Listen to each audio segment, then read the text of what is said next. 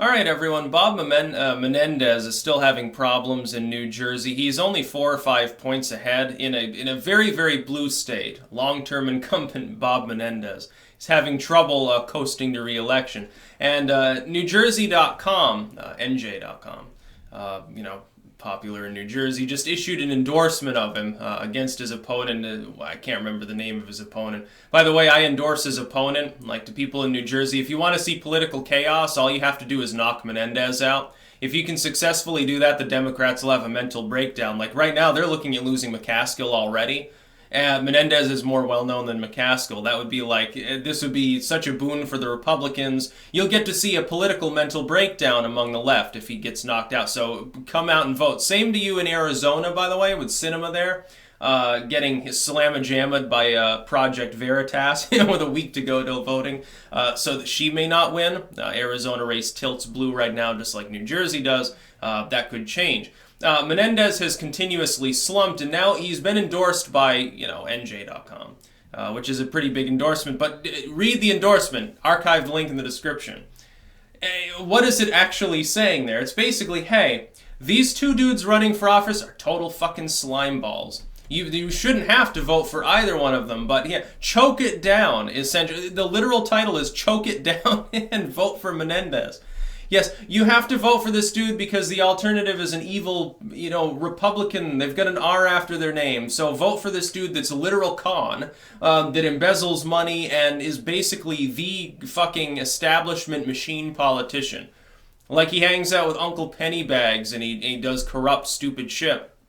This kind of non-endorsement is so fucking funny because this is sort of how the Democrats have become. There are a lot of people that fundamentally are only supporting them at all because they're afraid of the Republicans. The Democratic Party right now is a party of establishment politicians, ideological fanatics, and losers. That's what the Democratic Party is. There is a reason why the corporate media has pulled out all stops now for more than 2 years to demonize Donald Trump and to create a fiction in which Donald Trump is the sole face of the Republican Party, number one, and is an irredeemable, bigoted racist, number two.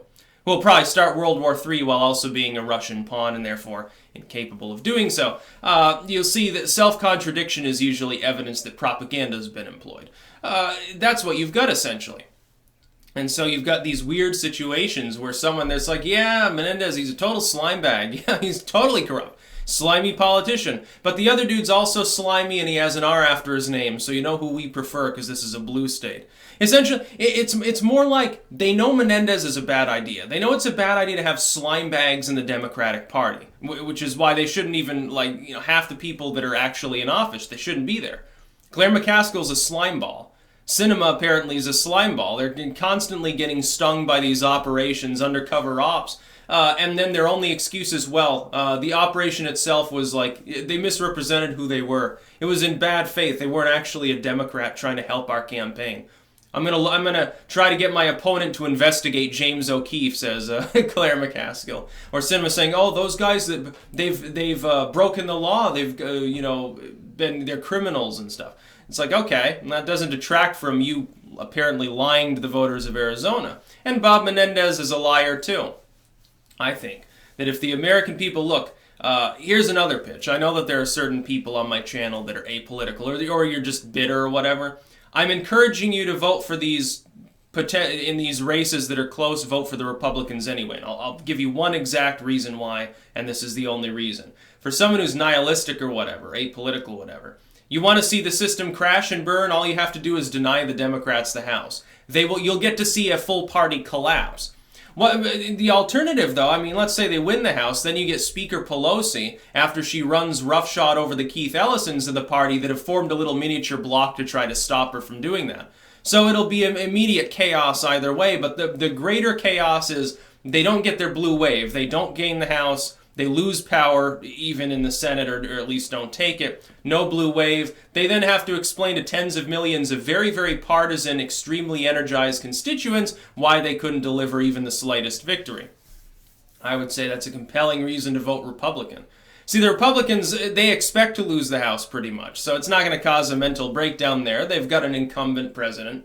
to glue their party together, even if some of them are more roguish. The Democrats don't have that. The Democrats can't decide whether they're going to be a corporate sucker movement, a left-wing movement, or whether they're going to re-embrace the Rust Belt working class. They've got this three-headed monster they're trying to tame, and nobody to tame it. They don't have a clear front-runner for the next election.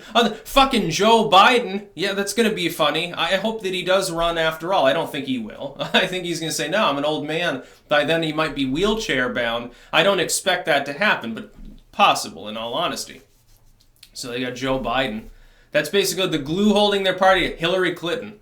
Nancy Pelosi, who might be Speaker of the House. By the way, why are the Democrats so suicidal that they think that it's a good idea? Like the neo-liberals still want her to be Speaker. Okay, that's a wonderful thing. Yes, give 2020 to the Republicans, by the way. Then you can crash and burn even harder when Trump wins re-election, which at that point he probably does. You've got a better chance. Like, even the Democrats should vote for the Republicans in these vulnerable races, especially within the House. I'll give a pitch to you here, too. One reason you should vote Republican, deny Nancy Pelosi the slot and get a chance to win in 2020. Your odds of winning in 2020 are like, a 20% chance of winning at this point right now if you lose the House. Like a 5% chance if you win it. Because there'll be no impetus for the party to reform because they'll feel complacent. The neoliberals will coronate another shitty candidate that won't energize the base. And Nancy Pelosi will say incoherent things for the next 2 fucking years, which will make all sorts of great advertising fodder for Donald Trump. He'll get to run against Pelosi. As of right now, he'd have to run against whoever the Democrats choose as a candidate. But he's going to act like Pelosi's their running mate regardless if she's Speaker of the House. You've got to be fucking kidding me. You've got to be crazy. And the thing is, I do believe in there being actual competition for that spot among the Democrats. The Democrats just need to offer the United States a positive candidate. Right now, Clinton wasn't. Clinton was boring. Clinton was divisive. Clinton has a huge amount of baggage. Career politician. Nobody really wanted her at the end of the day other than a bunch of corporations. And people sort of settled for Hillary. NewJersey.com is now saying settle for Bob Menendez. It's the same fucking shit that we saw from the Democrats before. You have learned nothing. If you lose in the midterms, it'll be because of stupid shit like this. It'll be because you fundamentally, as a party apparatus, because of the screwy nature of your fundraising especially, inevitably give extra weight to incumbents even when they are tarnished. Having a bunch of tarnished old incumbents is not a good way to govern your party when you're running against younger upstart candidates in the Republican side. Look, the Trump candidates are wiping out their competition one by one. They're going to keep doing it for the next couple of years. It'll be more in 2020. And they're rejuvenating the party with people who, as a rule, are younger, from lower class backgrounds, and less divisive, ultimately, than the establishment candidates within the GOP. They're less religious than like the Tea Party upsurge. They're starting to replace them too. The Trump candidates will have every possible advantage in 2020, and there will be more of them. You have to find a candidate capable of counteracting that. I'm looking at the possible field. I'm not seeing a single person likely to do that. I see a couple people who, in their wildest dreams, stand a chance. Cory Booker, technically speaking, would until a couple of weeks ago. He's probably past that. Gillibrand, maybe. And then you talk about, let's get Maxine Waters in it. Kamala Harris, all of these divisive individuals. And Tulsi Gabbard never appears on these lists. I wonder why.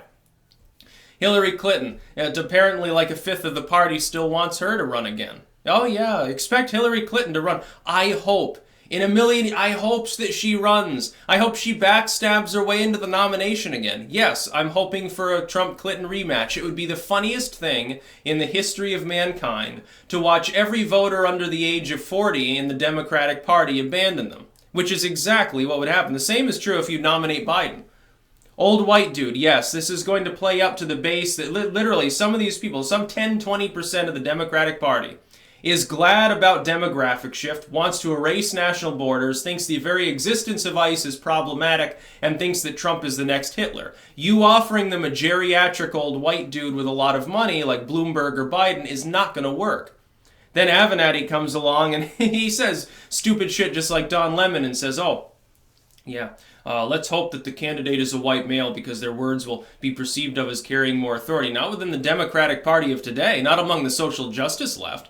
That's 20% of your party. You got to deal with that fact. You got to find a candidate capable of knitting together the far left and the corporate left and hopefully some of the working class, so the Rust Belt Reagan Democrats. I don't think I see anyone capable of doing that. Your best hope is to crash and burn your own party in the midterms, ironically enough, and hope that somebody comes along to be your messiah. That's about all. Peace out.